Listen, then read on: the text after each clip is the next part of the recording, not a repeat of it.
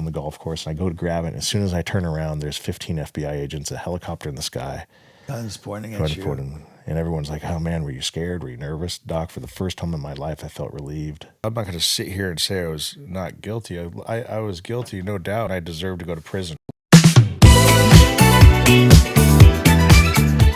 Welcome to The Cutting Edge, Dr. Garth Fisher. My guest today has lived a life that, quite frankly, sounds more like a Hollywood screenplay than something that could have actually happened. Owen Hanson grew up in Southern California and ultimately walked onto one of the most dominant college football programs in history, Pete Carroll's USC Trojans. He was part of a championship football program surrounded by extraordinary athletes, fame, and opportunity. But at some point, Owen's life began moving in a very different direction. What started with steroids and drugs around the college environment grew into illegal sports gambling, international drug trafficking, and ultimately connections with one of the most dangerous criminal organizations in the world.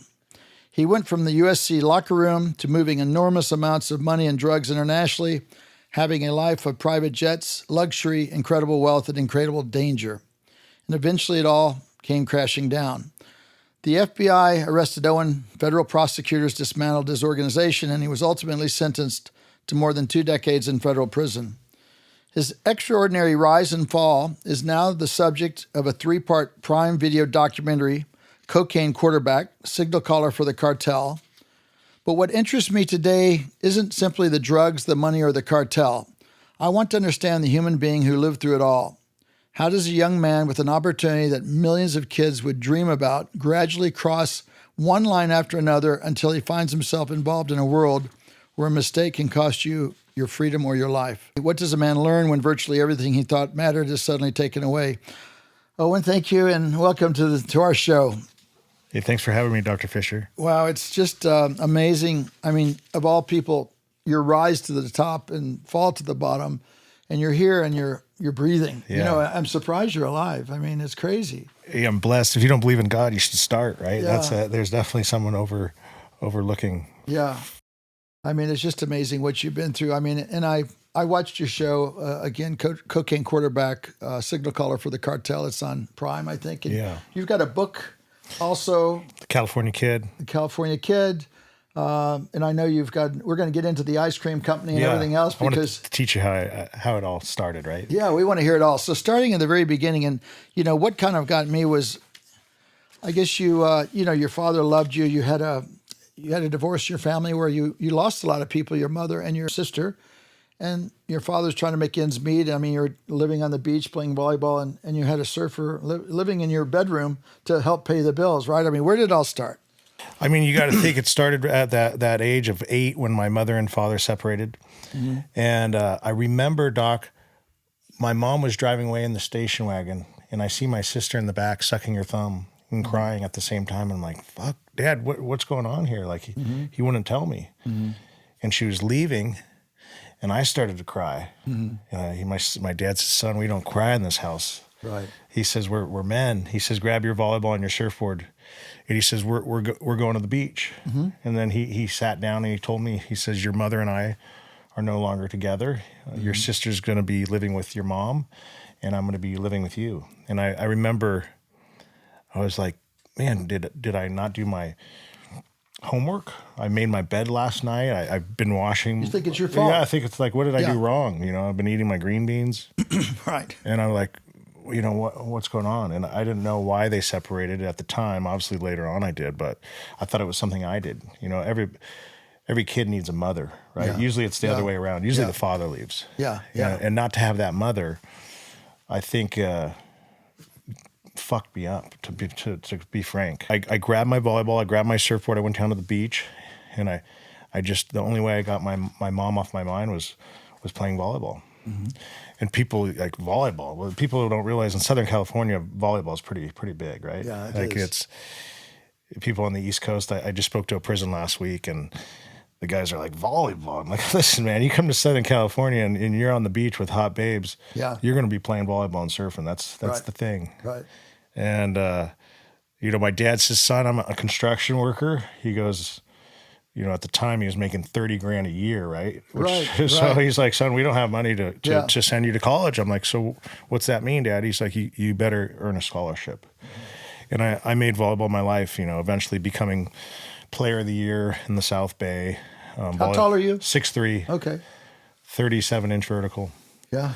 But back then that was okay. And that, Yes. I fast forward, I go to college and I'm the shortest guy on the team, right? I'm playing behind a guy that's 6'8", 6'10", a guy from Brazil that's 6'11" with a 40-inch vertical. I'm just like, man.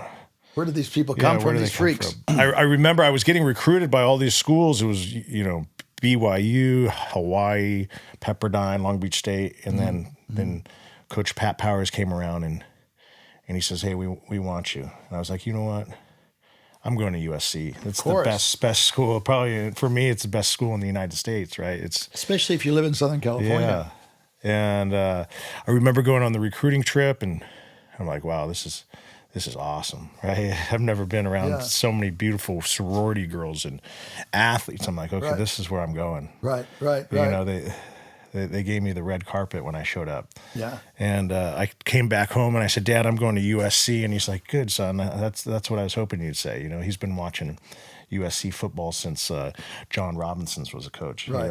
So I accepted that offer and I got a scholarship to play at USC. And I'm 18 years old. I'm going to the University of Southern California. And Doc, I'm not going to lie, I get there and I feel like I don't belong there.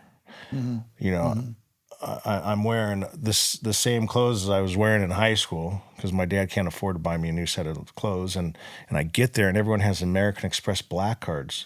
They got Mercedes-Benz, BMWs. I'm like, what did I get myself into? Like, I don't belong here. I don't fit in. And I think that's the issue with my story. I'm chasing that, trying to fit in my whole life. Started right there. I go and I start playing volleyball, and I make volleyball my life at USC. And then after year 2, and you're on scholarship. Yeah. After year 2, I get called in the office, and they say, "Hey, Hanson, we're going to redshirt you." In college, being redshirted is like basically being cut, right? Yeah, for a year at least. For 1 year, and I was devastated. I left that meeting with the coach, and Doc, I'm not going to lie, I felt the same way I felt when my mother left me, right? Now I'm losing this family, this being volleyball. Abandoned. Yeah. I got 12 teammates that are like my brothers, and now I'm gone. I'm no longer going to be there with them. Right. So I remember Coach Turhan said, Hanson, I want you to work on your vertical jump and your arm strength. And he says, come back next year. I said, okay. And I took it to heart, right? Right. I took it to heart. I said, okay, I'm going to work on that, Coach. Yeah. I was pissed. Yeah. And I went down to Gold's Gym, Redondo Beach. Right. And I went to find the biggest bodybuilder there. And I said, hey, man, I'm not going to lie, but I just got cut from the volleyball team. My coach says I need to work on my vertical jump and my arm strength. And he says, do you want to do it legally or illegally? Any way you can. I said, give it to me as fast as possible, right? Yeah, right. And he starts pulling out all these vials of performance-enhancing drugs, testosterone, Decadurabolin, and human growth hormone, right? Right. I'm like, okay, what's this going to cost me? You got to remember, I didn't have 2 nickels to rub together. Right. He's like, this one's $300, this one's $400, that's a $500, the growth hormone's $1,000. I'm like, whoa, man, I can't afford that. Right. He's like, well, there's another option. I said, well, what's that? He says, you can go down to Tijuana. I said, Tijuana? He says, yeah, you can go to the veterinarian. He says that they have the same stuff for animals, but it's actually the same compound. Much cheaper. Much cheaper, right? I'm like, okay. So I remember calling my friend in Hispanic, and I said, hey, his nickname was Spanky. I said, Spanky, we're going to Tijuana. He says, for what? I said, don't ask. I'm going to take you to Papas and beer, tacos, and tequila is on me. And I took Spanky to Tijuana, and I remember getting a taxi, as a taxi libre, the white ones that are like $5 anywhere you go in Tijuana. And I get in there and I give him the address to this veterinarian, and I show up to the veterinarian. I'm like, I'm seeing cats and dogs and goats. I even see a couple parrots. I'm like, where am I fucking at? Right? Like, this what are you going to put in your body? Yeah. And I turn the corner, and as soon as I turn the corner, when I enter, I see this big bodybuilder. I'm like, okay, this is the right place. I found the spot. And I pull out this list the bodybuilder gave me, and I'm literally trying to speak Spanish to the lady. I'm like, necesito este esteroide. And she looks at me, and she's like, pinche pendejo. She's like, you idiot, I speak English, right? So I was like, okay, good. Were you alone? Or no, I was alone in there. My friend Danny was waiting outside. Got it. And I give her this list, and she's like, yeah, I got that. Growth hormone, okay, I got that. Oh, you need DECA? Okay, I got that. And she's putting all these these performance enhancing drugs in front of me, and they have pictures of like horses on them, right? It's the I'll same. take the horse, not it's the the goat. same stuff. Yeah. She gives me some pills, and I'm like, okay. And all I can think about, how am I going to get this stuff back? Like, I got to go walk back across the border right now. Right. And I look over at her desk, and I'm like, okay, she's got medical tape, and she's got some sandwich bags. I said, hey, can I get the tape and the sandwich bags? Right. I pay for my order. I say, hey, can I use your restroom? And she's like, yeah, you go ahead. I go in there, and I start putting the vials literally in the sandwich bag, and I start placing the pills in there, and I start to create this banana, right? Mm-hmm. And I start to wrap it up with the medical tape. And Doc, I take it and I drop my drawers and I put it in the crack, not the hole, right? Yeah, it's right there, and I keister it. And we call it a prison pocket, where you just hold it tight, and you basically, you don't let that thing fall out, right? Yeah, of course. Yeah. And I'm strapped with, you tape it to the hair. Yeah, exactly. Yeah. I'm strapped with about $500 worth of, performance enhancing drugs, and I got to honor what I told Spanky. We go to Papa's and Beer, and we get him his tequila and his tacos, and I'm just the whole time paranoid, thinking about how am I going to get across. Right. And I get to the line, and the customs line's 4 hours long. I'm like, oh my God, I'm sweating profusely. And finally, after 4 hours of holding this in my crack, I get to customs, and for the first time in my life, Doc, honest to God, my dad has raised me like, we're talking 6 p.m. curfew. You don't cheat, you don't lie, you don't steal. And you didn't do drugs or alcohol? Never touched it. Yeah. And for the first time in my life, the officer said, Mr. Hanson, welcome to the United States. Are you bringing anything back? I was like, man, I'm not going to tell him I got $500 worth of steroids strapped to my ass right now, right? So I was like, no, officer, I was just at Papa's and Beer with my friend Daniel. Right. He's like, welcome to America. And I still, every time I tell the story, I still get goosebumps because I chased that rush. That first day I've ever broken the law crossing, I chased it for the rest of my life, eventually smuggling a ton of cocaine into Australia for the cartel. Yeah. And it's just, as an athlete, what are we? We're adrenaline junkies, right? Right. And that's where it started. I went back to USC. I started injecting these steroids, and I went from 205 to 245 in 3 weeks. Huge muscles, just huge. And I didn't know what I was doing. I was just poking my thighs, my shoulders, popping these pills like they're Tic Tacs. Right. And I blew up, and I'm like, fuck, what am I doing now? Like, I'm supposed to be working on my vertical jump and arm strength, right? Did your vertical jump go up? My vertical jump went up, but my arm strength really got strong. Oh, yeah. And the USC football coach they have these, what we call strength and conditioning coaches. And the same strength and conditioning coach for the volleyball team was for the football teams. Mm-hmm. And Coach Charles says, hey, Hanson, what are you taking? I said, I'm just taking those Metrec shakes you serve us for free, Coach. He's like, I don't know what you're taking, but whatever you're doing, he says, you should try out for the football team. And keep in mind, Doc, I've never played football in my life. Yeah. And this is the USC Trojans national championship team. We just won the Orange Bowl the year before with Carson Palmer, Troy Polamalu. Mm-hmm. And this season... What year was this? This was a 2003. Okay. So I walked onto the team that ended up winning the Rose Bowl against Michigan, and then the next year we beat Oklahoma in the Orange Bowl. Right. So we won back-to-back national champions. Right. And I walked onto the USC football, never playing the sport in my life. Pete Carroll obviously didn't know I was on performance-enhancing drugs, but listen, I did what I did. And you're a freak athlete. And back then, probably a lot of people were doing it? Or? Listen, we did it to repair our body. Like, if we got an injury, we called Dr. O-Dog. That was my nickname. O-Dog. Yeah. You were there just prescribing. Yeah, whatever. If you couldn't sleep because you needed to take an Adderall to study for your test, people were like, hey, I can't sleep. I'm on Adderall. I said, well, listen, I'm going to prescribe you Xanax because I think that'll calm you down and you'll be able to sleep better. So I literally started going back down to the pharmacy, back down to the veterinary, and bringing all these USC kids, Adderall, Xanax. Same way back. God.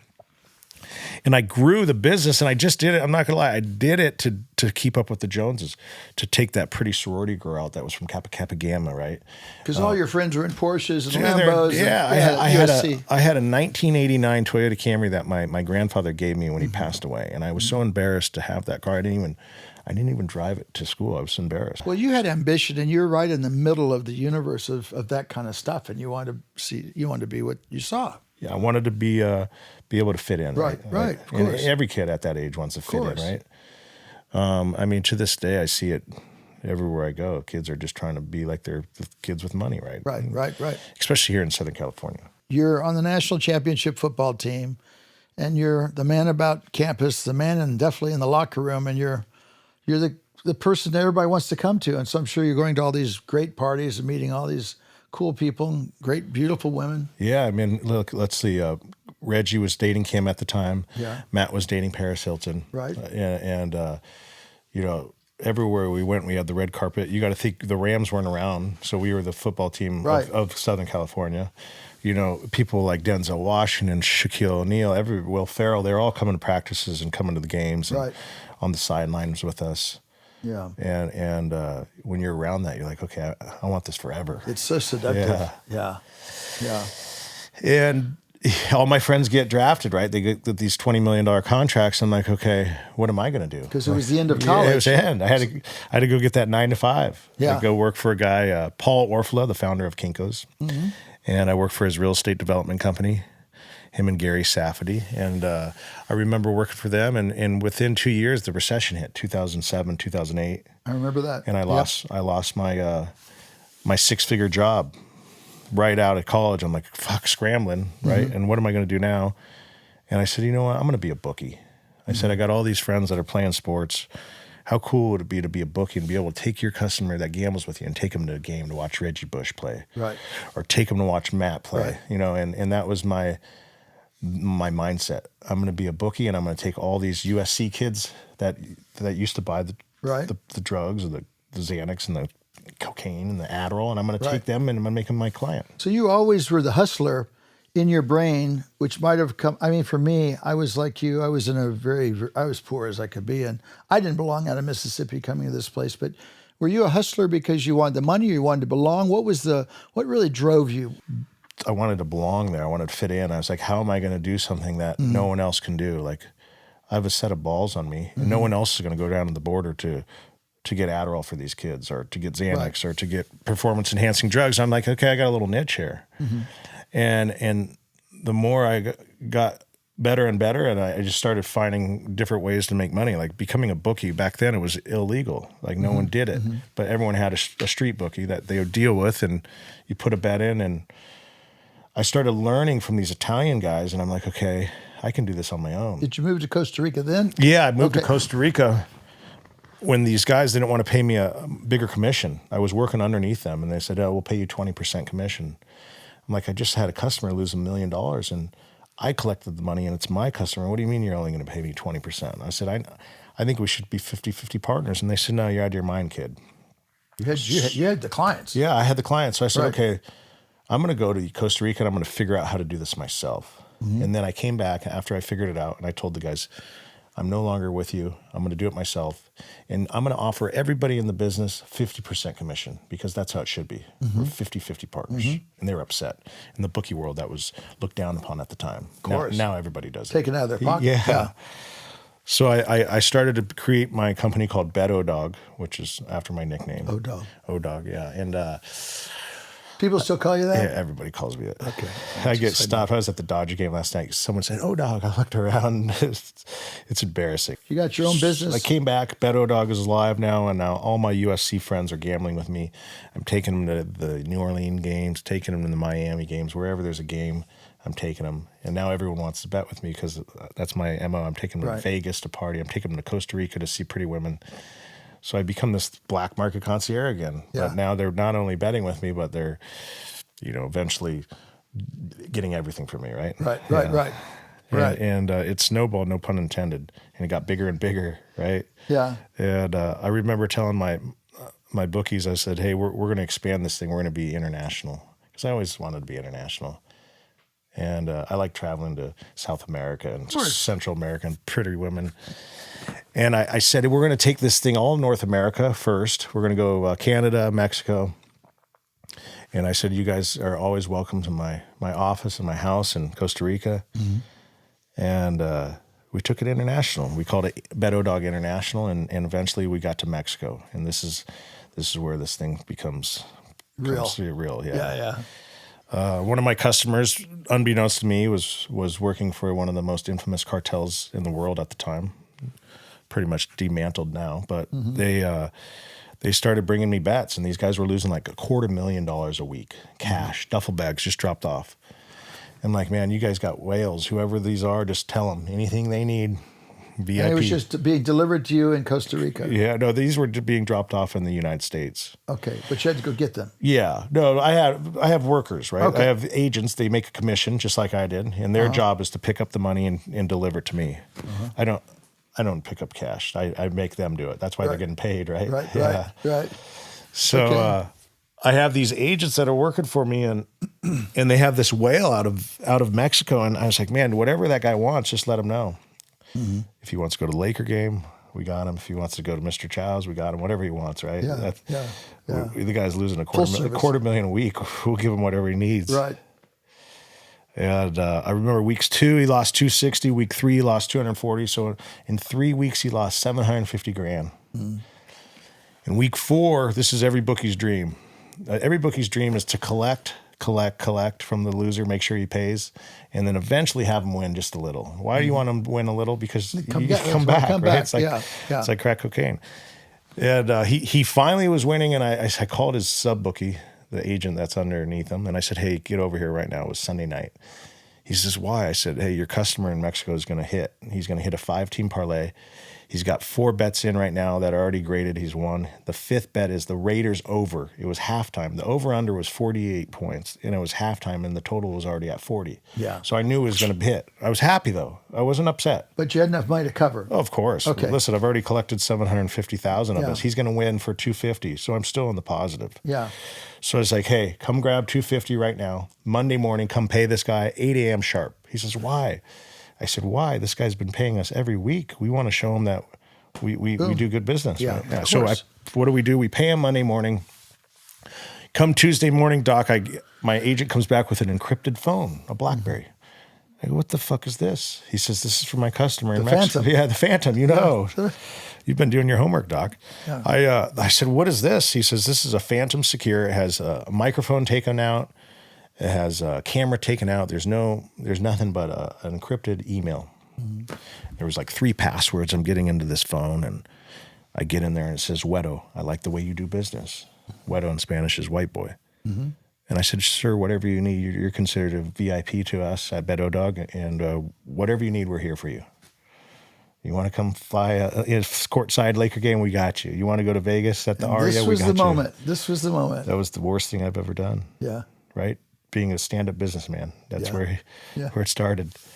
Next day, he says, Wedo, I know you have money all over the United States because you're a bookie, which he was right. We had agents in every state. And he says, I need you to drop off money for me for my business. And at the time, I didn't know what his business was.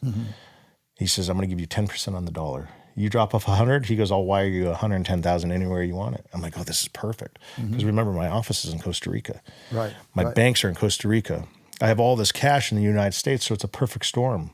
Right. I'm now able to clean it through this guy and use that wire to go to Costa Rica, where my main hub is. Right. And I started dropping off cash for him, 100 grand in San Diego, next week 100 grand in North Carolina, and every time I drop off 100, he'd wire 110. I'm like, dude, this is fucking awesome. And then about a week later, he goes, hey, I need you to now pick up money. I'm like, pick up? He's like, yeah. He says, I have $1 million in Brownsville, Texas, but it's rival territory. I'm not allowed over. Our people aren't allowed over there. So then you knew. Then I knew something was off. But still, I do the math, Doc, and at $1 million, at 10%, that's 100 grand. Right. I'm gonna hire a private plane, which is probably another 15. Then I'm gonna hire a couple of guys for muscle. Right. That's another 4,000. I'm like, okay, I'm gonna profit 80 grand. Just to, and you're comfortable because your wheel is rolling. Dude, right I'm now. a hustler. Like I said, I'm an adrenaline junkie. So I said, yeah, no problem. I go to Brownsville. I have this turboprop. It takes me 4 hours to get there. We land it, and I'm on the phone with, we'll call him El Jefe. I'm on the phone with El Jefe, and I said, hey, El Jefe, I'm here in Brownsville. What do you want me to do? He says, go to the parking lot. And I get to the parking lot, and there's a gardener shows up in this pickup truck. Right. And the gardener shows up, and he gives me a duffel bag, and he goes, Este para el jefe. This is for the boss, right? Yeah. And I'm like, oh, shit. And all I'm thinking about is the rival territory. Right.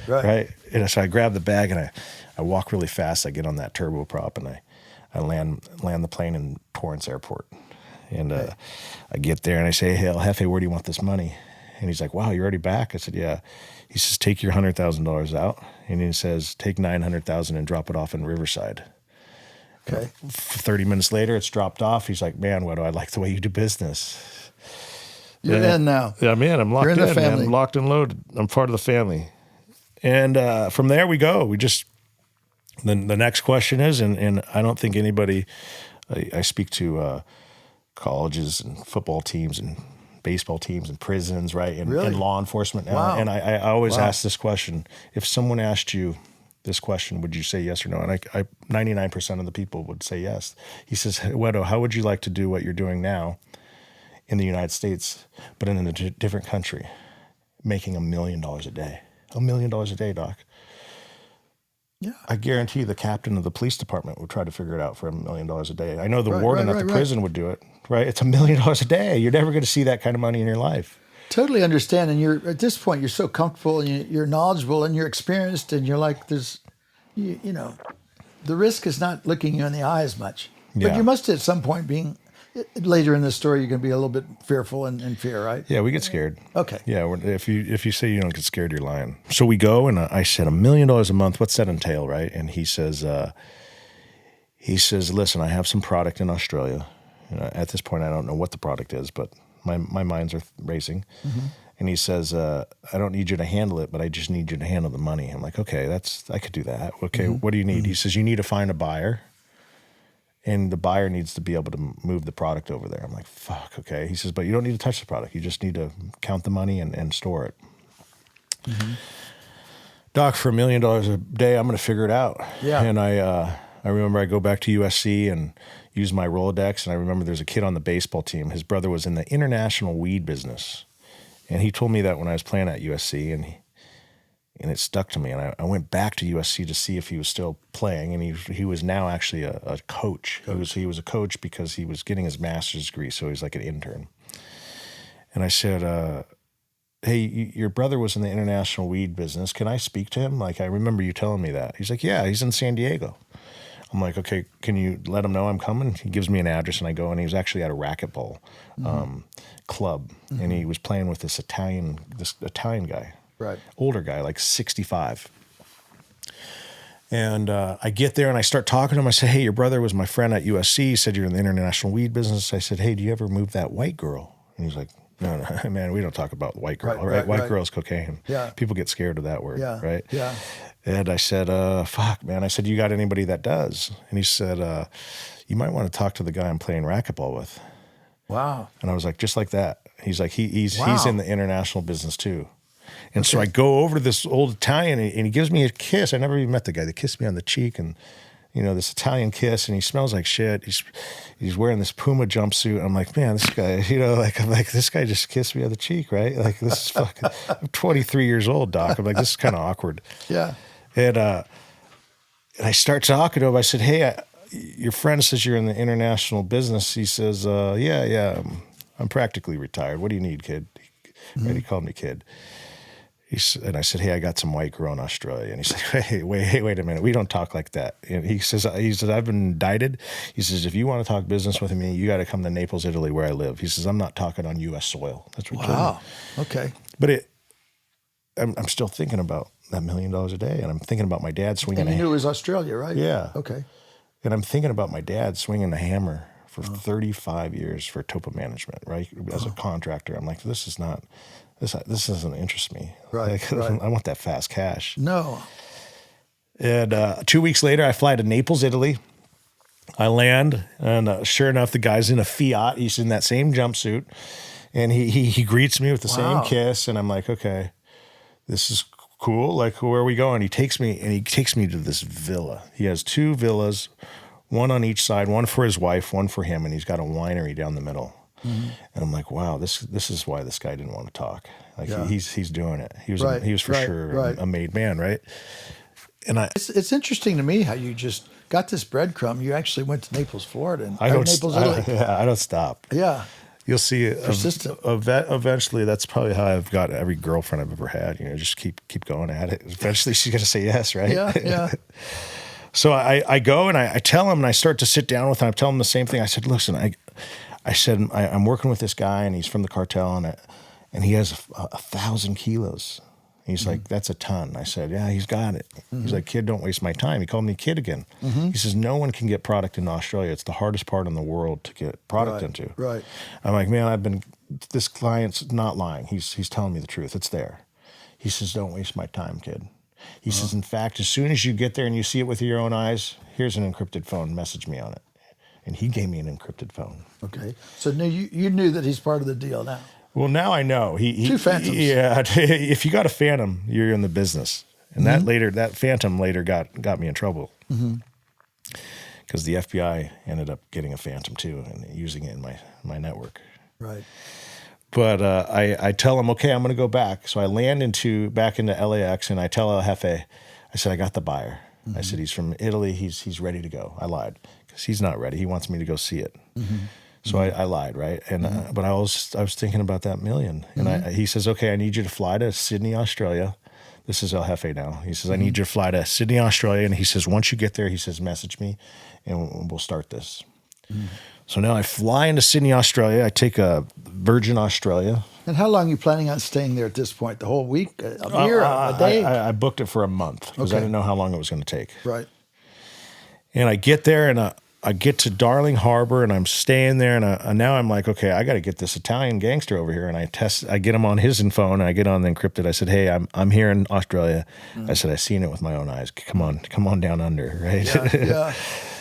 And he flies in and now he's sitting in his hotel room. I'm in my hotel room. We're both on encrypted phones and I'm like, hang on. I get on with El Jefe. I said, we're ready. He says, okay. He says, go to the Four Seasons Hotel in Darling Harbor. Right. He says, as soon as you get there, get me a room number that you're staying in. Okay. So I take, we'll call this Italian guy Uncle Louis, right? Okay. Uncle Louis, I said, come on, you're coming with me. I started doing some Google and I realized that anything over 3.5 kilos is a life sentence in Australia. Right. And I was like, okay, that's scary. That's where I started to get scared. Yeah, I'm sure. So I'm not going to touch this, right? I'm just going to literally have Uncle Louis take it and do his thing, and I'm just going to handle the money. That's all my mind was thinking. It hadn't been shipped yet, but they're going to ship it. It's there. Okay. We don't know how it's getting there. It's not our business, right? We're just supposed to show up and get this room. So I tell him, hey, I'm in room 426 at the Four Seasons. Right. I get there, and I got Uncle Louis, the room right next to me, 428. And I messaged El Jefe. I said, I'm in 426. He says, wait right there. 20 minutes later, I got a DHL guy that shows up with a package. He knocks on the door, and literally, Doc, I'm like this on the wall next to me. I say, Uncle Louis, get over here. I'm holding 3 life sentences. This is 10 kilos of cocaine. Right. I'm like, Uncle Louis, get over here. And he comes, and I just like, take it, get it out of here, right? I'm scared shitless. Right. And he's like, hang on, we got to look at it. And he cuts open the box and he opens it up. And it's just like the movies. He literally cut it with a knife and he did a bump right there. Yeah. And he's like, he goes, nephew, you weren't lying. Now I'm his nephew. Last week I was a kid, right? Now I'm his nephew. And I said, okay, we'll get it out of here. And 30 minutes later, he comes back with a suitcase. And the deal I had with El Jefe was we're going to charge $100,000 a kilo, wholesale. Right. 50,000 goes to El Jefe, 50,000 goes to me. Whatever Uncle Louis wants to charge, it's on him. At the time, the going rate was $150,000 a key. So he's getting 50. So everybody's making 50,000. Yeah. So this was the test run, 10 kilos. Right. So Uncle Louis comes back and he delivers $1 million within 20 minutes, like that. I'm like, okay, that was the test run. Yeah. 500,000 for El Jefe, 500,000 for me. Right. I get on my encrypted phone. I said, when can we go again? Uncle Louis is ready. He says, you're going to work Tuesday, Wednesday, Thursday, Friday. You're going to take off Saturday and Sunday, and next week we're going to do it again. Okay. He says, but this time we're dropping off 20 kilos. 20. How's it coming into Australia? That's on our business, Doc. We listen. We start asking questions. When they put our back against the wall and the FBI has how you get in there, and guess what? I don't know. Not my problem. It just shows up the hotel room. Listen, it's showing up to the hotel. That's bad enough. Yeah, They probably have a way, whether it's a plane, a boat, whatever they're doing, it's on them. It's not our responsibility. Right. My job's just to move it. Yeah.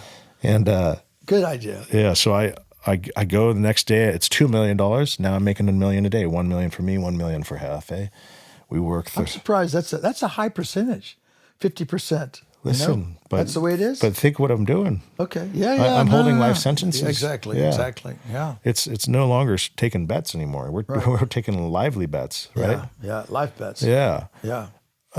So I take that and I start stacking it up in my room. I have a studio apartment in Darling Harbor, It's probably no bigger than this room. And I'm literally putting this money in the dishwasher and the freezer, the refrigerator, the attic. Microwave, everywhere you could think if I had money. I would lay down at night and I was so paranoid. I put my hands under the bed and sure enough, it was full to the brim. And now I'm like, oh, fuck. Like, what do I do now? And I messaged El Jefe. I said, hey, come grab your money, man. This is stressing me out. He says, Wedo, he says, you don't remember? He says, that's why you're paying $1 million a day. He says, that's your job. To get him the money. To get it out. Because you got all the money in for selling the product, but you couldn't get the money out. I couldn't get it out. And that was not only his money, but your money. We were sitting on $10 million at this point. Right. After 1 week of work. Yeah. So this is where I get creative, right? This is where I start going and I buy gold coins. I'm buying 1 ounce gold coins and I'm shipping them out in Ugg boots. Remember when Uggs were popular? Right. You know, my dad was wearing Uggs. My girlfriends were wearing Uggs. Everybody was wearing Uggs. The high tops, low tops, mids. Yeah. Right. Yeah.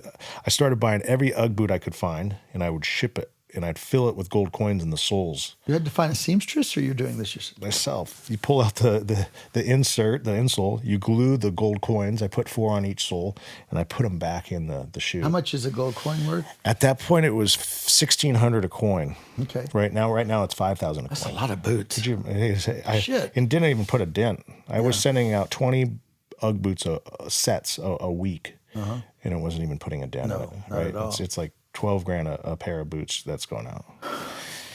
And then I started to, I said, you know what, this is too slow. I said, I got to figure something else out. And that's when I reached out to my wife at the time, right? And I said, hey, I need Stephanie?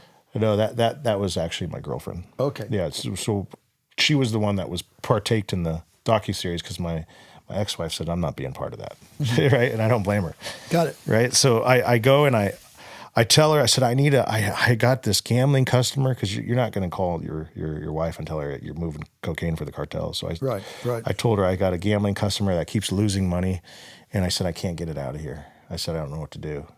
She's like, a gambler, you should use the casino. I'm like, that's a great idea. Do you have any gamblers? And she introduced me to this guy named Robin Hood 702. And he's a famous gambler in Vegas that basically gambles and he takes his profits and he gives it to the poor. That was his MO. Right. So I actually flew back into LA. I went to the Fairmont in Santa Monica and I had a meeting with him. I said, what would you charge me to get money from the US or from Australia to the US? And he's like, tell me more. I said, I got cash. He goes, this is what I'll do. He says, I'll have my casino host from Las Vegas call the casino host in Sydney. And they will say that I'm a high roller. I'm coming in and I'm going to be playing a cash game. That's completely normal because I'm a high roller. They already have track. Do you think he really was a high roller when looking back at this? No, now I know he wasn't, right? It was a fugazi. But at that point, I did. He sold me a dream. Yeah. I mean, he told me he wanted first class tickets. He wanted me to give him Toomey luggage. He wanted a Four Seasons hotel. Right. He told me everything. I'm like, okay, he speaks a hell of a game, right? Yeah. If someone wants all that, they must be a high roller. Yeah. Right? And I said, okay, no problem. I got him all that. He shows up to Sydney, Australia. Sure enough, I give him the cash. This time it's $1.5 million. He takes it to the tables. They already know he's coming. He takes it to the cage. What do? They give him chips. 2 hours later, he's playing good up and down. He says, guys, I'm not feeling it. He says, cash me out. So he took his percentage through playing and then gave you the rest of the chips? I don't know what he did. This is where it gets good. Right? He says, cash me out. What do? They don't give him cash. They don't give him chips, but they give him a check. Right. A check in his name. So now he just took $1.5 million in chips, turned it into a check, flies back to Las Vegas, where he's now known as a high roller. Right. He takes the check into the casino at the Venetian and says, hey, here's a check. Give me some cash. Give me some chips. I'm going to play. He can do whatever he wants. He's known in Vegas. And you had to trust him. I trusted him. It worked. Yeah. The first time it worked, right? He gave me close to $1 million after his commission. He made 25%. And 2 weeks later, he says, let's do it again. And I was like, awesome. I'm on the phone with El Jefe. I said, it worked. Let's keep going. And next time we do $2.5 million. And he comes to Sydney, Australia, same circumstance. And 3 hours later, he calls me. And I was like, oh, no, that was too fast. Something's wrong. And he says, we got a problem. I said, what do you mean we got a problem? He says, I need more money. I said, what do you need more money? You just got 2.5. Yeah, what do you need? Yeah. He says, I'm down to my last 300,000. He goes, I need some money to get it back. I'm like, no. I said, you're not getting any more money. God. And at this point, Doc, I'm thinking the guy's stealing from me. Right? I'm thinking he's playing me for a fool. And I go and I said, okay, listen, you're not going anywhere. I said, in fact, just hold that 300. I'm coming to the Sydney. It was the Star Casino. I said, I'm coming to the Star Casino. And when I get there, I said, we're going to figure this out. Because I'm really thinking this guy's playing me. I show up there. He's shaking like a leaf. And I could tell something was wrong. He's shaking, right? He starts to stutter. I'm like, okay, you know what? He's stressed out. He's stressed out. Yeah. And I said, you know what? I'm going to go to the pit boss. I'm going to ask the pit boss what happened, right? And the pit boss looks at me and he says, Hanson, and he says, this guy really lost it. He lost He was playing $60,000 a hand, 3 hands at a time. That he was just a degenerate. Doesn't take long. No, Yeah. right? It goes fast. I go He back. thought he had just free money. Yeah. And he was going to leave with that free money. Yeah.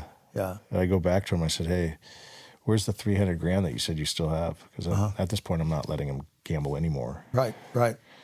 He says, it's at the hotel. I said, okay, you're going to go to the hotel. You must have been stressed. I was stressing. Yeah. I said, go to the hotel, grab the 300 grand and grab your passport. You're not leaving the country till we resolve this issue. This is not my money, Doc. No, right? I know. So, No, and you got somebody going to kill you if they don't get their money. So Yeah. I looked at him and he says, okay, I'm going to go to the hotel. I said, when you get to the hotel, I'm going to call you. I'm going to have a room that I'm going to be at. And I want you to come with the 300 and your passport, and I'll be at this room in the Hilton. It was the Hilton on George Street. He goes, okay, I'll show up.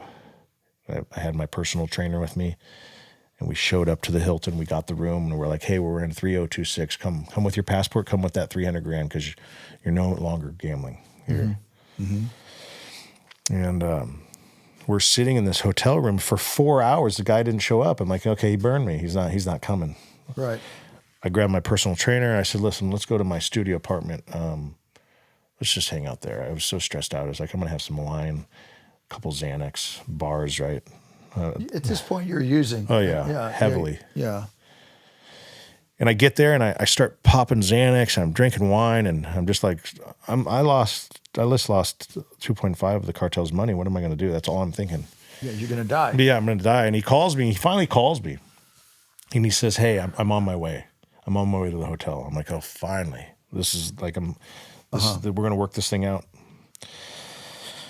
So at this time, like you said, I was using, I was so paranoid because this guy knew where I lived. So I'm like, okay, I can start getting this money out of here, right? That's all my mind was thinking. And I'm like, I'm sitting on this money. Because you thought he might be setting you up a little bit too. I didn't know what was going on. Yeah. Plus it didn't help. I was doing lines of cocaine, popping Xanax, all these things. Your mind's not right. Right, I'm sure. And I give my personal trainer 700 grand. I said, listen, you're going to take the 700 grand. You're going to go meet the guy at the hotel because I don't want to go. I said, take the 700. As soon as you get to the hotel, he's going to have 300 for you. That's $1 million. Take that $1 million. I'm a numbers guy. Like, take that $1 million and stash it in your. He lived on a farm. And you don't want somebody coming in your hotel room and you were going to be clean at that point. Okay. He takes the 700, my personal trainer, and he shows up and he shows up to the hotel where he's supposed to meet this gambler. And unbeknownst to me, because I told my trainer, I said, call me as soon as you get there. 2 hours goes by and he doesn't call me. So I'm thinking my personal trainer robbed me now, right? Because he's gone. And then I come, unbeknownst to me, I find out that this Robin Hood guy called the hotel and said there's someone with a gun in room 3026. So the Australian authorities showed up there. 4 police officers were there. As soon as my personal trainer got there, they said, hey, we understand there's a gun in room 3026.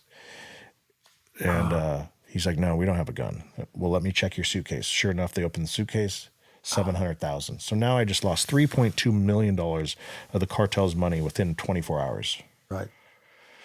And I don't know. Yeah. And all I know is my personal trainer in my mind is gone now, and I'm not sure what's going on. I'm calling him. He's not answering. And then finally I call his number, and a lady answers. And it was she goes, "This is Cindy from the New South Wales Australian Police Department.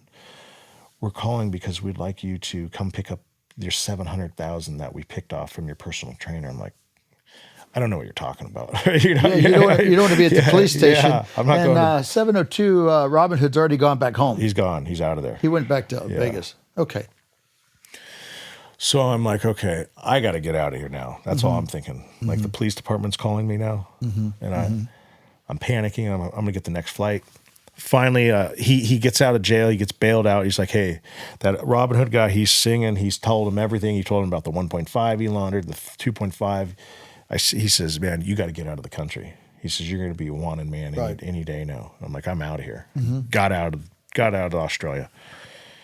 Soon as I land to the LAX airport, I pull out my encrypted phone and I turn it on, and guess who's messaging me? El Jefe, where's my money? Where's my money? Yeah. And I touch down. I'm like, okay, I'm not going to tell this guy I lost his money. I've never even met the guy. I'm not going to tell him on the phone. I was like, you know what? The only way I'm going to make this thing right is if I see him. Right. And I said, hey, I need to see you. I said, it's important. He goes, I can't come to the United States. I said, I don't care. I'll come to you. Where are you at? Because in my mind, if I dodge this guy, I'm gonna get whacked. Yeah. That's all I was thinking. Yeah. And I was like, okay, I got to see him. There's only one way I'm gonna get out of this if I tell him the truth. Right. He says, meet me, and he says, I'll have a driver pick you up at the Tijuana McDonald's. It's right when you cross San Isidro.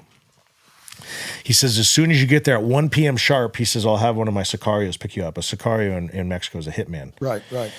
I pull up. I literally sweating bullets. I'm sweating. Now at this God. point, I've taken 3 Xanax, 2 Vicodin, done 2 lines of cocaine, and popped GHB. And I'm just like, I'm gonna die today. That's all I was thinking. I'm going to this meeting. Yeah.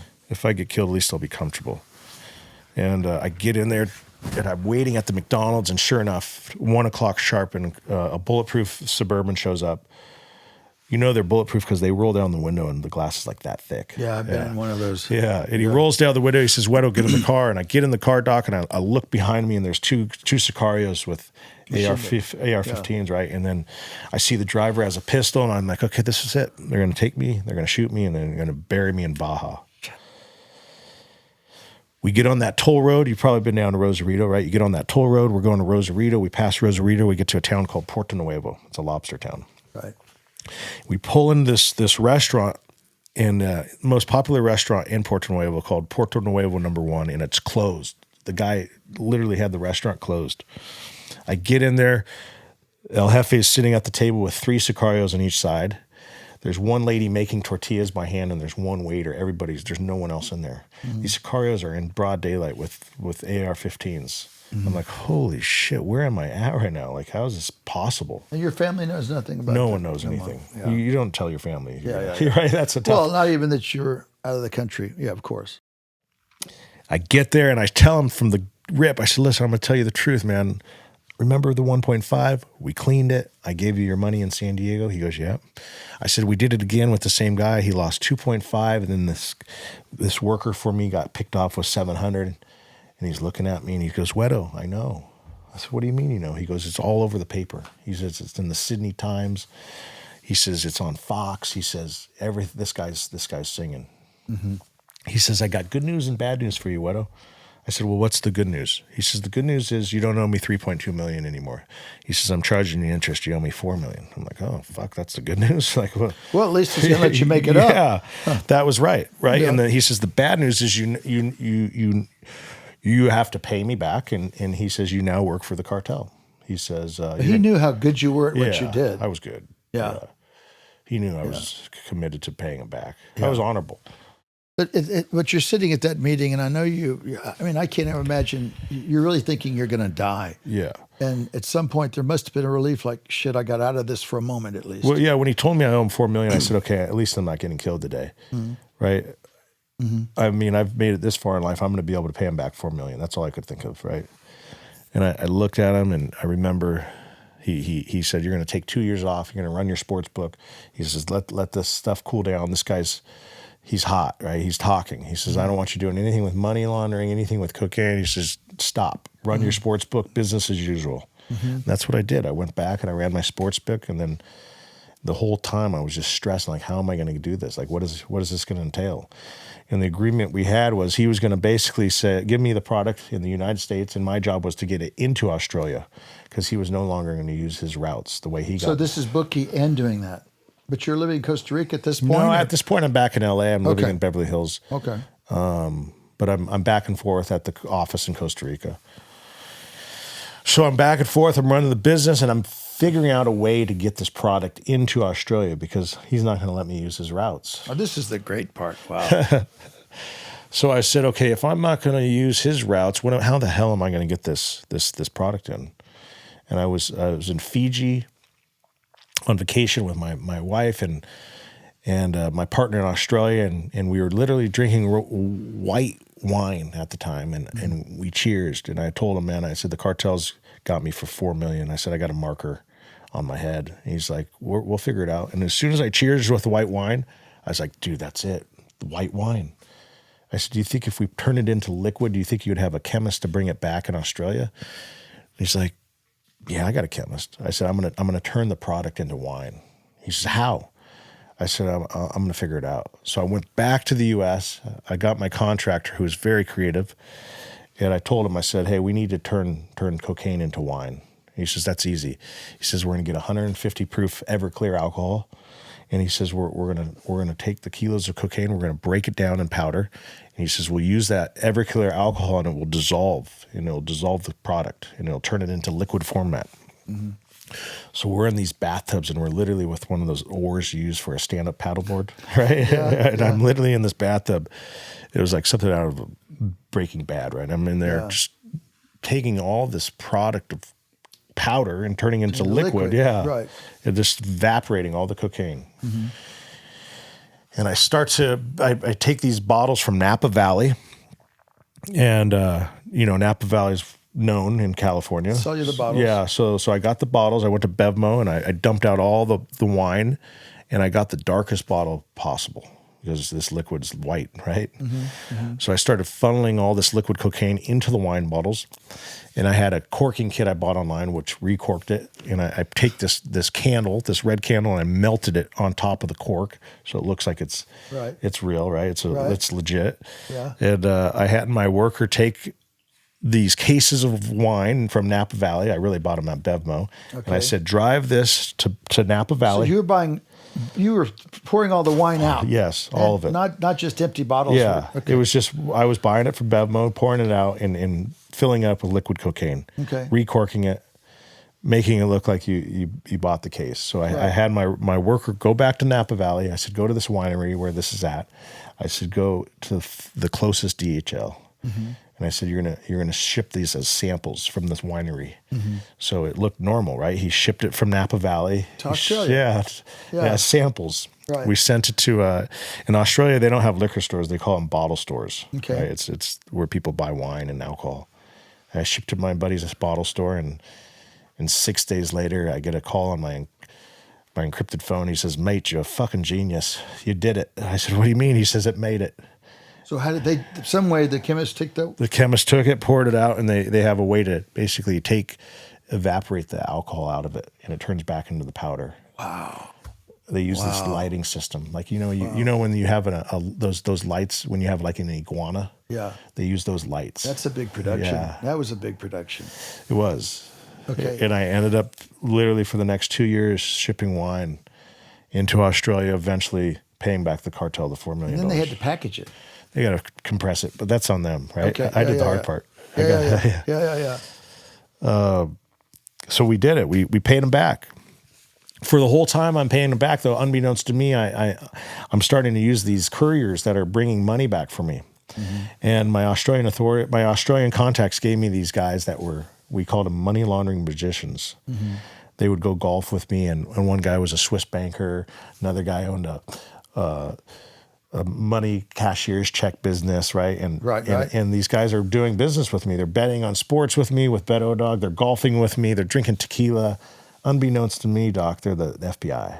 Yeah. And I'm playing with them for like a year now. A year. And they're laundering money, like we're talking millions of dollars. Because they're trying to find out the entire extent of the operation. And you're kind of numb at this point, right? At this time, I'm just trying to pay back the cartel. Is there any fear, or are you just like, I'm smart, I've been doing this, I'm not going to get caught? Listen, of course there's fear. I just wanted to pay back the cartel. Yeah. Okay. I didn't care. Like my life was out of control. Right. And then literally 2 weeks after I paid the cartel back, El Jefe says, "What do you want to do? Do you want to keep going?" And at that point, I was like, you know what? I kind of owe this guy. He's let me live, right? Let's keep going. Right? Now let me make some money. Yeah. And we kept working. And sure enough, I scheduled to do a money transfer on the golf course in Carlsbad, the Aviar Country Club. And I'm going to go meet the guy, and this guy's been laundering money for the last year. He's been gambling with me, so I'm thinking nothing of it. It's just another round of golf. And I get there, Doc, and no one's in the parking lot. And we're talking, this is like the nicest country club in San Diego. It's where they play the U.S. Open for the women. They cleared it out. They cleared it out. Yeah. And I was like, you know what? Something's wrong here. And I left. I said, you know what? I'm out of here. I'm going to go to Mexico. That's what I told myself. Yeah. And I was at McDonald's, and I was like, I had my encrypted phone. I was like, I'm going to just drive over it, and I'm going to go to Mexico. Fuck it. That's what my mind was thinking. Because you knew something was up. But then the guy called me. He says, "Where you at, man?" "I'm in the clubhouse." And then I was like, okay, he's there. Everything's good. So I go back to the parking lot, and right when I get there, my caddy's waiting. And I go pop my trunk with the Porsche Panamera, and I give him the golf clubs, and my caddy's shaking. He's like, "Mr. Hanson." He knew. He was part of the operation. Oh. Yeah. And I give him my clubs. I go, "What's going on, man? Where is everybody?" He goes, "I don't know, Mr. Hanson." And he's shaking. I knew something was wrong. And I went to grab my man bag. I had my man bag on my passenger seat with my 3 encrypted phones and my 50 grand. I'm going to go gamble on the golf course. And I go to grab it. And as soon as I turn around, there's 15 FBI agents, a helicopter in the sky. Guns pointing at you. And everyone's like, "Oh, man, were you scared? Were you nervous?" Doc, for the first time in my life, I felt relieved. Oh, wow. Yeah. Wow. So stressful, but yeah. Okay, so they handcuff you. They handcuffed me cold, man. Yeah. But you're like, fuck, finally. No more bets. No more laundering money. Yeah. No more picking up, keys of cocaine and giving them to Uncle Louie. It's such a stressful life, and there's such a double-edged sword. I mean, when you're moving that kind of money, and what was the amount of money you're moving sometimes a day? I mean, it was between $2 and $4 million, and I remember one good day we made $2 million on one day. What does that psychologically, moving $2 to $4 million a day? What does that psychologically do to a person? Well, I'll tell you what. When I got out of prison, I was so used to that kind of money. When I got out, realizing you don't have anything, it's a very humbling experience, yes. Right? And it took me a long time to get over that. Like, I like nice things now.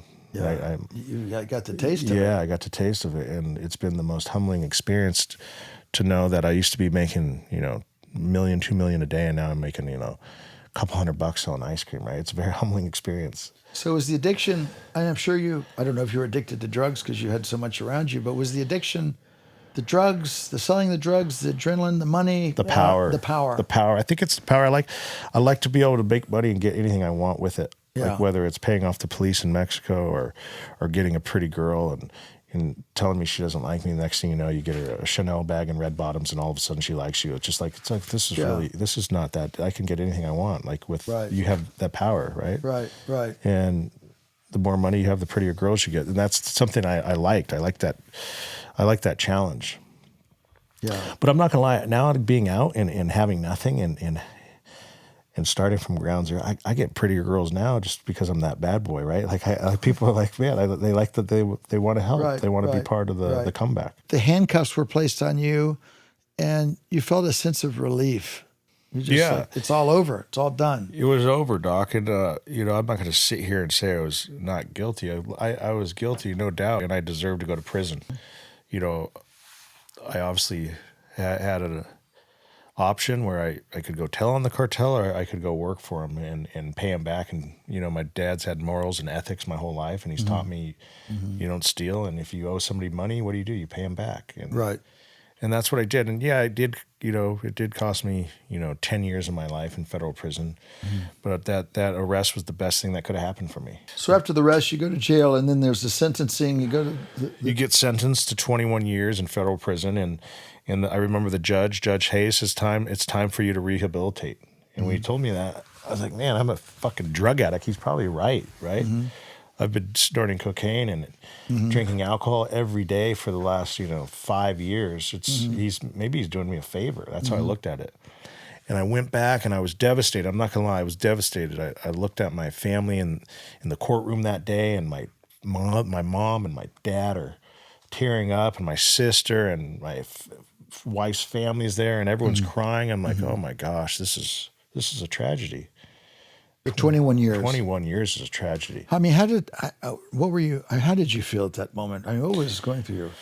So yeah, I mean, suicidal, right? Yeah. You think I'm 30. Let's see, I was 32 at the time, and they said 21 years would put me at 54, 54, and then they said there's possible extradition to Australia, and that's what got me. They said you're looking at a life sentence in Australia. So I was doing the math. I'm like, I'm never going to get out. And I remember going back to the unit we were living in the prison, the jail actually.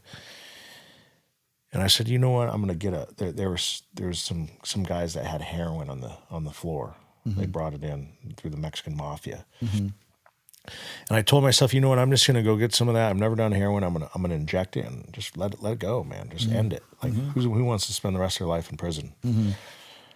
And I contemplated it many hours. I was sitting on my bunk bed with my cellie, and I was ready to do it.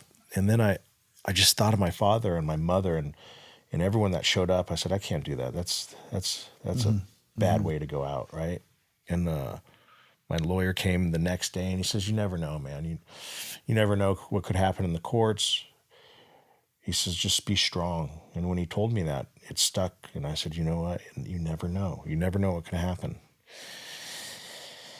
And I went to prison. I finally got sent to prison because you're now in a holding tank. What's the timeline between, I want to know the timeline between handcuffs to trial to prison. So you fight your case for about 2.5 years. It was 2015. I got arrested, and I started to fight the case. In 2017, end of December, we finally took the sentence, and we pled guilty because we couldn't beat the government. You can't beat them. You got all these people ready to testify against you. You got the confidential source that was laundering the money. You're ready to point his finger. So you just take the deal and you go to prison, right? And you do your time. And for me, it was hard because I went from this jail now to going to federal prison. They send me to the United States Penitentiary in Lompoc. And you get there, and everyone in there has a life sentence. There's like 70% of the people have life sentences. You're there with cartel members. You're there with Mexican mafia. You're there with murderers, rapists, everything. And I'm this kid with a comb over from USC. I'm like, I do not belong here, right? Right. I stick out like a sore thumb. There's Aryan brothers. There's Mexican mafias. There's Crips and Bloods. I'm like, holy shit, what have I gotten myself into? And I just kept my head down. And I said, you know what, I'm gonna focus on rehabilitating. And I went back to school. I started to get my master's degree, and I started to write my book, The California Kid, while I was inside. And then Mark Wahlberg's team came in, and they reached out, and a producer came in and visited me at the penitentiary. And they sat down. They said, "Hey, we love your story. We read the article in Rolling Stones, Vice magazine, LA Times." He says, Would you be willing to sign over your life rights? I said, man, you guys can do whatever you want. I'm in here pretty much for a life sentence. That's all I could think of. And they're like, we want to do a book with you. We want to do a docu-series, a movie. I'm like, yeah, whatever, right? I'm not thinking about anything but just doing my time, right? I'm like, whatever you guys want to do. Right. So I'm in prison, and I finally get my master's degree, and I finished the book, The California Kid. I have a ghostwriter that's helping me from on the outside while I'm inside prison. I'm writing literally pen and paper, for years. All that's supplied to you, no problem. Yeah. But they monitor, I'm sure. They monitor everything, yeah. Anything that's written. I'm on this high-profile list. I was named as a kingpin, right? So they monitor your calls, your letters, right, anything and everything. Right. So, you watch the movies and you see prison, Shawshank, and all this other stuff. What was it really like inside Was it? It's hell. It's hell. It's hell. Like, I didn't get to go to one of those camps that you see, Martha Stewart going to. I was behind the fence the whole time. I've seen murders. I've seen stabbings. I've seen hangings. I've seen overdoses. I've seen rape. I've seen it all. Were you fearful in there? Listen, you every day? You're fearful. Every day you're putting your boots on like you're going to war. I remember the shot collar for the white car because I had to run under the whites because I'm white. They tell you, you're given they call it a bone crusher in prison. It's a knife. And you're to carry that with you anytime you go to the yard. Who gives you that? The rep, there's considered a shot collar that basically represents the whites in the prison. And they give it to you and they say, this is to protect yourself. If we get in a riot, you use it. So do the guards know that this is all undercover? It's all undercover. You put it in your prison pocket, right? And it's only there when there's a riot. Right. And you have certain areas in your cell that you hide it, so you're not always carrying it. And do you feel like your size protected you a little bit, or how do you not? I mean, just working out every day, Yeah. showing that like you're an athlete, right? That helped for sure. Yeah. Discipline. Right. Every morning getting up at 5 a.m. and doing your burpees and your pull-ups and your dips and having that routine, that structure shows that you're a Trojan, right?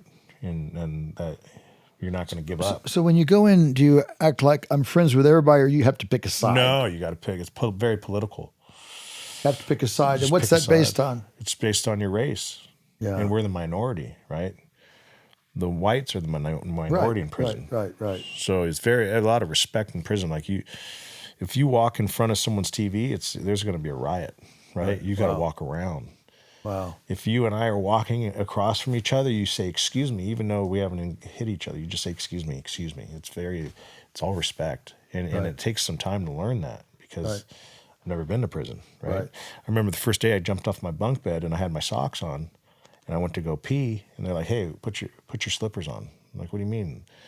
You got to wear shoes around this. Like you don't know, right? You're in your little cell. It's an 8x6 cell, but you learn real fast. Yeah. And you're there for how long?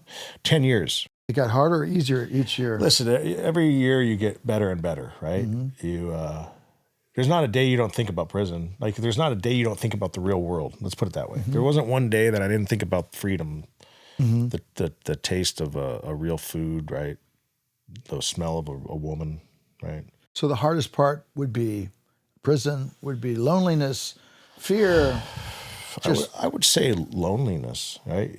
You're numb, right? I got out, I'm numb. People are like, man, where's your heart? I'm like, you're numb in prison. Like you turn everything off. Yeah, you have to disconnect to kind of. You let everything go. I remember my wife. I said, let her go. She's my ex-wife now because I said, go. Like I'm in here. I'm gone. Like write me off. It was hard.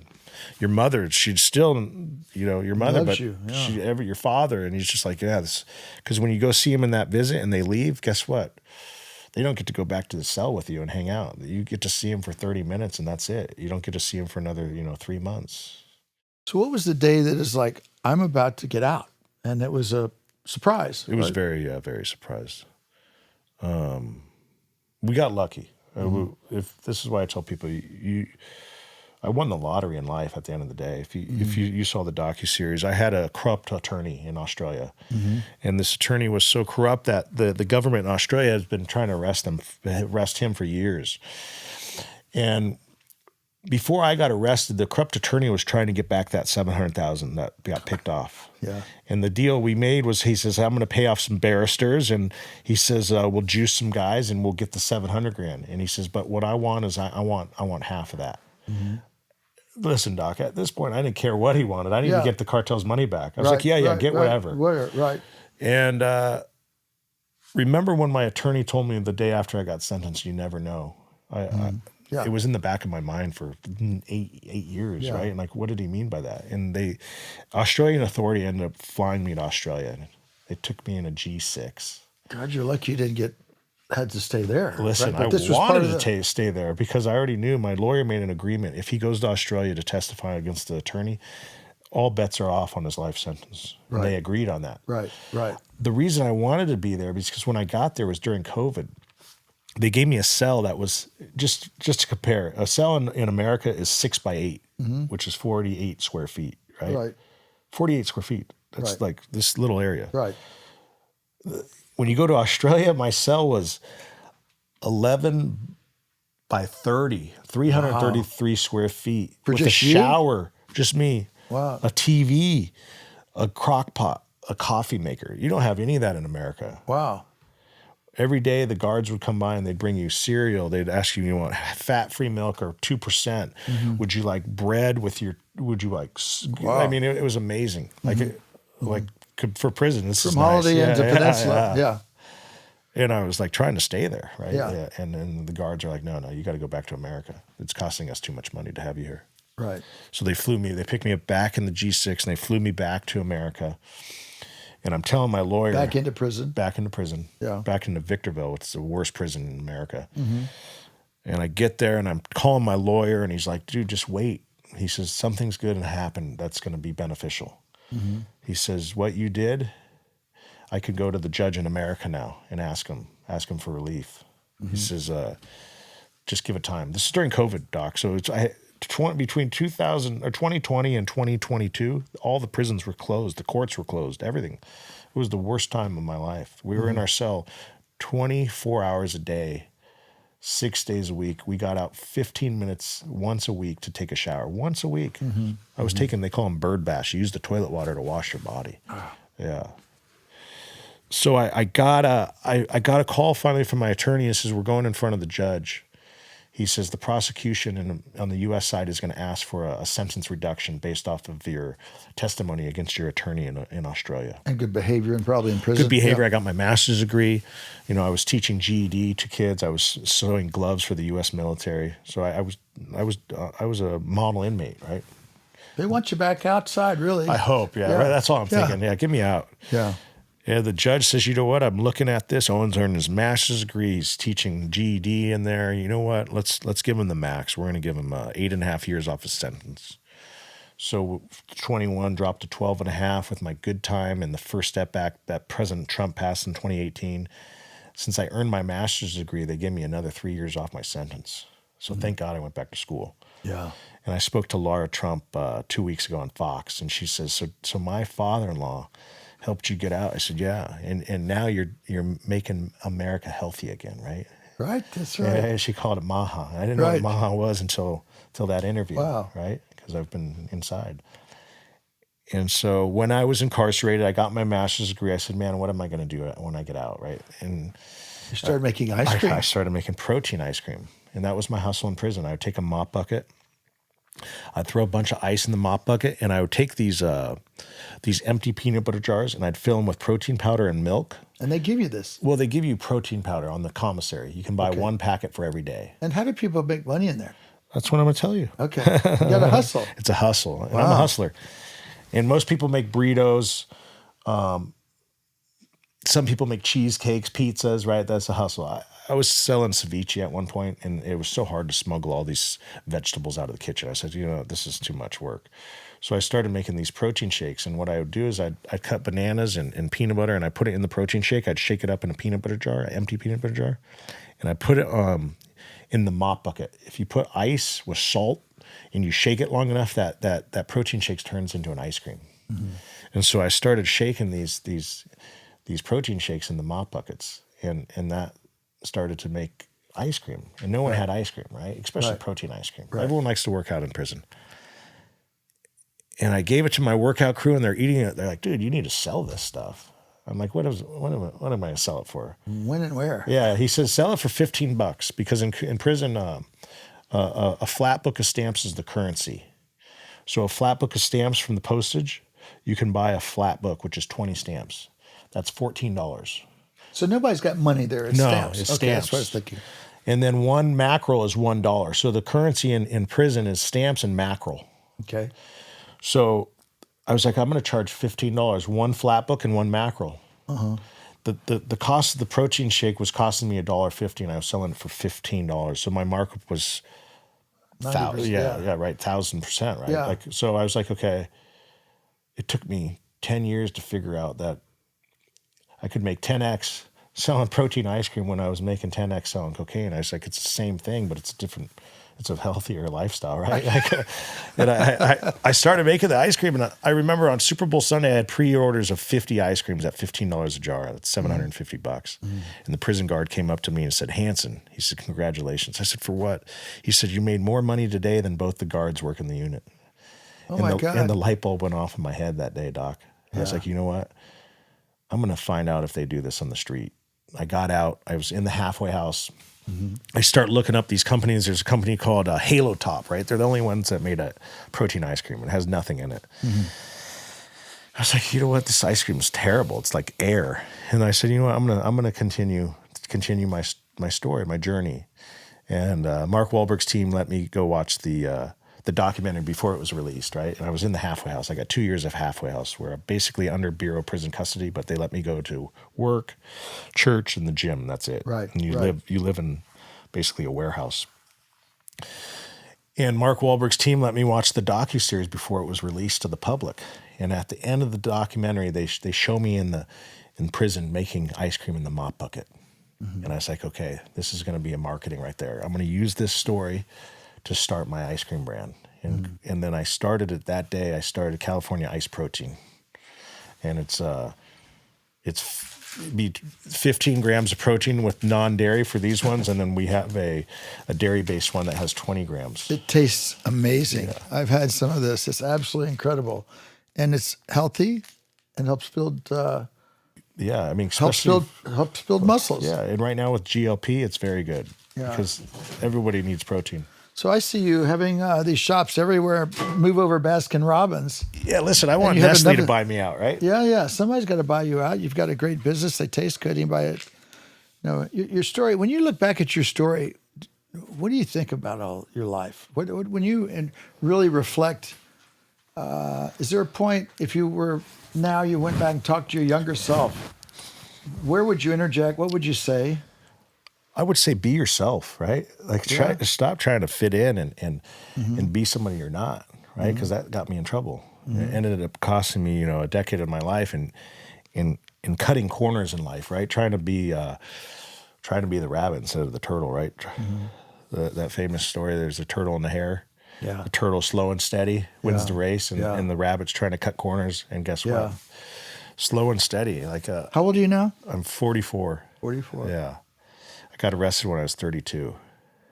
Well, between, I would say 20 and age 32, from, medical school to residency, 4 years, 7 years, I was 11 or 12 years of my life. It was kind of a prison because I was locked in a hospital. I touched the doorknob in my house 3 times a month. I would work 120 to 140 hours a week, and I was getting paid nothing. So I feel like, it was a prison I was working in, it wasn't what you went through, obviously. I mean, this stuff, but I look at your story and you got out. There's hope now. There's just figuring out how to do it the right way, right? Yeah, that's the challenging part, right? But you were so high, it's hard to erase that memory. Like, wow, the private jets, the this, the that. It's like almost maybe if you never had it, it would be easier, right? Oh, yeah, for sure. If I didn't go to USC, right? If I would have took the scholarship at University of Hawaii, right? I've been hotel management or something, right? Yeah.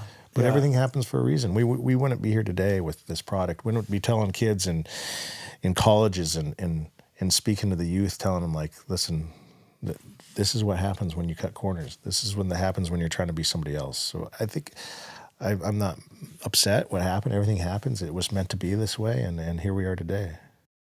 Well, this 10 years was your medical school residency. Yeah. And, your story is incredible, actually remarkable. And you look at that movie, was incredible to watch it. But you're such a smart person, so much drive and ambition and so much charisma that I think no matter what you touch, as long as it's the right thing, it's going to be the right thing for you. Yeah, and you're going to do very, very well. So yeah, I'm having fun. I think this is our story is always about compelling stories. Our show, something inspirational, and you can find a lot of inspiration in this for a lot of kids because you've just gone from the top to the bottom, and now you're back out. Yeah, we're going to the top again. Going to the top again. Of course you are. Yeah. Of course you are. Well, it's really been just such a pleasure having you on our show, and thank you so much. Thanks for having me, for Doc. being here. Good to see you and your wife. Yeah, good to see you and California Kid again. Where can they find this? Where can they find the ice cream? CaliforniaIceProtein.com. We'll be in 2027. We'll be in most box retails, HEB, Kroger, Albertsons. 2027 is the year for us. Wow. Docu-series, obviously, The California Kid. Easy to remember, thecaliforniakid.com. And it's just you just cheer on for the comeback, right? Everyone likes a comeback story. Thank you so much. Thanks for having me, Doc. Thank you for being here. No problem.